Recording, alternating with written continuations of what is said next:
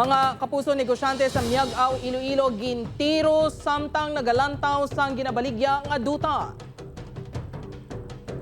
Kapuso pag-aresto naman sa suspek ng tensyunado sang nagbato ini. Tubtob nga natiruhan patay sang kapulisan. Yaring balita ang yututukan ni Josel Westka. Pilaman ka oras ang negosasyon natapos nga ginahingagaw dala sa ospital ang 60 anyos nga sospek nga si Renato Fridicilia. Ini matapos gintiro sini ang kasimanwa nga si Pio Javier, 45 anyos. Isa si alias Ater nga una nagkato sa crime scene sa barangay Mati, Miag-ao, Iloilo.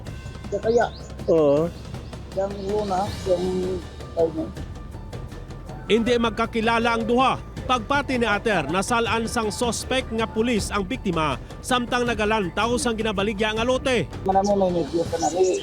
Nagalantaw-lantaw. Siyo kung mo dyan ano kaya alin dito siguro kita na sa pagkana. Hindi na siguro masyado na. Pagtapos tiro, nagbalik si Renato siya balay. Ginhimo sang pulis ang negosasyon, apang jutayan pa nga maigo ang hepe samtang nagaistorya sa utod sang sospek. Sa pag-approach naman diri sa tubang sang balaya, gulpi lang may duwa ka lupok, kaya gid sa ato na silang lupok. Kamo to nga nag-retaliate kami. Tungod madulom na, wala gilayon ginsulod sang trupang balay. Naghatag pa tsansa nga makasungka si Renato. Pasado alas 9 sang gabi na kontrol ang sitwasyon. Nasulod ang balay kag pilason na ang sospek. Hindi mapatod sang hepe kung paano ini naiguan sa dughan. Gindala sa Gimbal District Hospital apang gindeklara nga dead on arrival. Hindi inuuna nga may gintiro ang sospek. Suno sa kasilingan, 2002 sang gintiro man sini ang iya pa kaisa. Brazil kung tao ang kaisana. Pag uli na kato daw maan kung ano.